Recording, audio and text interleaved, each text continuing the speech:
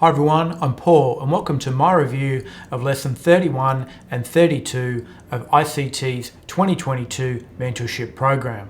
Today's video is going to be another 2-for-1 episode. Firstly, we're going to look at taking a trade, assuming that we've missed the New York Open, but we're still in the AM session just before the lunch break. The second trade we're going to look at taking, which is out of episode 32, is taking a trade in the PM session after a consolidation day. But before we do, if you enjoyed today's video, it would be great if you could like it because that helps other people to find it. And if you haven't already, make sure you subscribe to my channel and turn on notifications so that you never miss an update. These are quick, easy, and free ways for you to support my channel. Lastly, if you'd like to hear more from me and join a community of like-minded traders, then make sure you check out the link in the description where you can subscribe to my free weekly newsletter and join our Discord. Now that that's out of the way, let's jump into today's video. Today's video is a review of lesson 31 and 32 of ICT's 2022 Mentorship Program. And our outline for today's video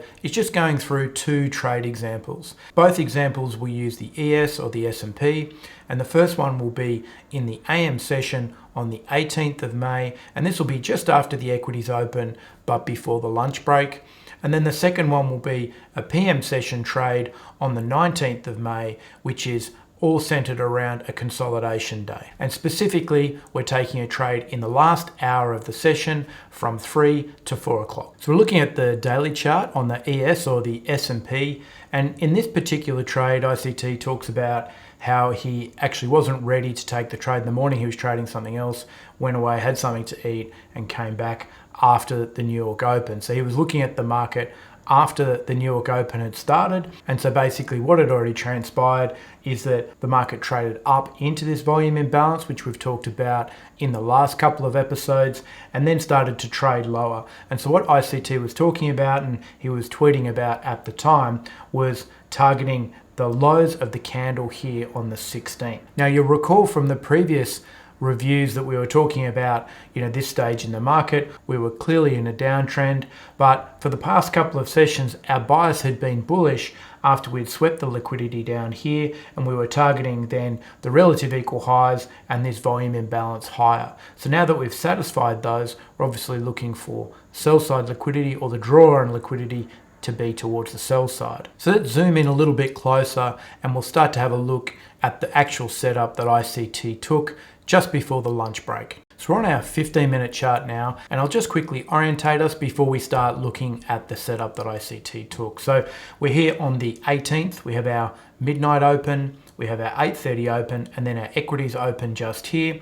And you can see this is the market running into that volume imbalance that we were talking about on the daily chart. And these are these relative equal lows, which is the summation of the actual low from the daily chart, which we drew across from the 16th. So the point I think ICT was trying to make in this particular video is that even though he's been teaching the New York Open almost exclusively throughout the 2022 mentorship, is that the model actually works in a number of different scenarios. And in this one, we're talking about missing that open. So you can see we're past the equities open and we're here around 10 o'clock.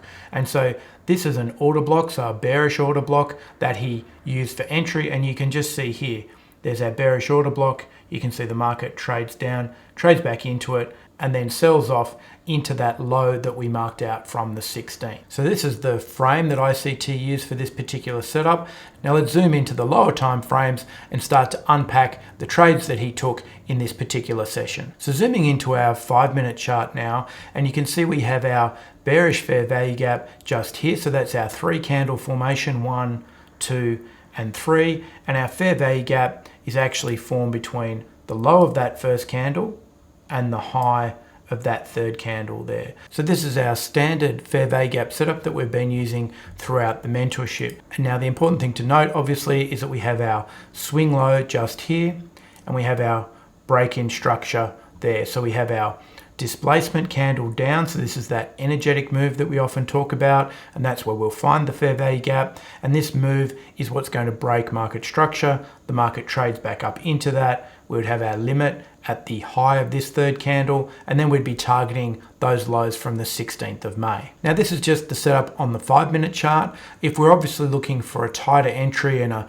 better risk reward, then we go down to the lower time frames and look for setups there. So that's what we'll do now, and we're going to go down to the 2-minute time frame. So we're looking at our 2-minute time frame now, and you can see we have very similar setups on the 2-minute chart that we could also look for our entry. So we have our bearish fair value gap just here, which is going to be confluent with that bearish fair value gap that we were talking about on the 5-minute chart, and also the order block that we were talking about on the 15-minute chart. Now, that's just exactly the same as what we were looking at previously on the 5-minute chart. So we have our 3-candle formation, we have our break-in structure, we have that energetic move, and then we have the market trading back up into that zone before going lower. Now, the other thing that we could be looking at is also an order block entry. So if we mark that out, that would look like this. So you can see we have these consecutive up-close candles before this down move, which has an imbalance in it. So if we draw this across here, so this would be the leading edge of that order block, and you can see again we would trade back up into that. So these are two different methods that you could use to enter a trade in this particular area, and they give you obviously a fairly similar result. Now, in the example that ICT uses in this video, he was saying that he'd missed this particular entry because he was trying to get set up and he was posting on Twitter and so on. But you can see we have a swing high that's formed here, so that's a 3-candle formation where the high has 2 lower highs either side of it, and you can see he's used that as like confirmation, if you like, that this setup is valid, and you can see he's entered on this candle here. And so stripping all our markups off the chart, we can see that ICT took his short here. As I said, that was after this swing high, so that was his confirmation that this setup was going to hold, and this is where he took his exit here. So you can see he pyramids out. These are the lows from the 16th that we've been talking about, and you can see he takes his first partial here, and then another as we approach those lows. Now, following on from the theme that you don't just have to use the mentorship model in the opening rotation on the New York Open, is that the model will present itself throughout various parts of the day as well. So in this particular chart, we're going into lunch and we're getting a consolidation over that period. But if you look closely, there's another opportunity to get set to the short side because we have a bias to the short side going into this particular session to take advantage of that consolidation over the lunch period. And so I'll just mark that out here so you can see we have our 3-candle formation just here. And if we mark that out and draw it forward, you can see that the market consolidates over that lunch session.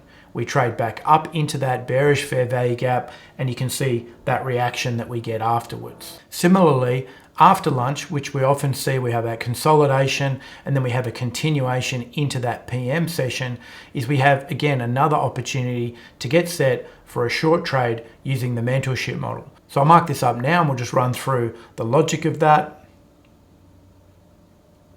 So you can see we have, after that consolidation, we have a break lowest, we have a number of fair value gaps. And so what you would do is you would run your fib from the origin of the move to the termination of the move. You would look for your 50% level and look for any fair value gaps above that. Because remember, we're always looking to go short in a premium market. And so, just eyeballing, you can see that this fair value gap would be above that 50% level or that equilibrium level. The market very neatly after lunch, we sell off, we consolidate again, and you can see the market trades back up into that bearish fair value gap before selling off into the close. Now, if we look at our daily chart, we've obviously been looking at this for the trade from lesson 31 already, but you'll notice we have this big candle, which is basically an outside day. So it touched into that volume imbalance, and you can see it's traded much lower. It's taken out the low from the previous day, the day before, and even this day here. So that's what we call an outside candle or an outside day, when the high and the low of that particular candle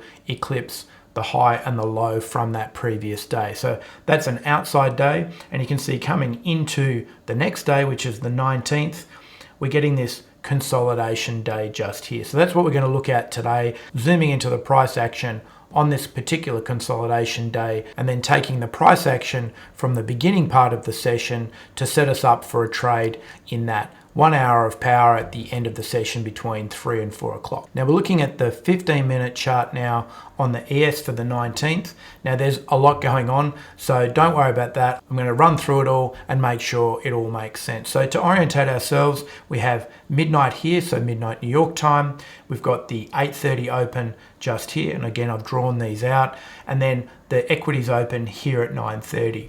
So you can see quite clearly that running into this session, we come out from midnight, the market sells off quite aggressively. We form this fair value gap, this bearish fair value gap here on the 15-minute chart. And if we extend that out, you can see how the market has just traded in and around that. We've wicked out of it, but the bodies of the candles have largely respected that fair value gap throughout most of the session. And so what we need to pay attention to is the dealing range for the day. So the dealing range is basically just looking at the origin of the move. So if we look at the origin is up here just at midnight, and then to the low of the day, which is down here at the end of the London Open.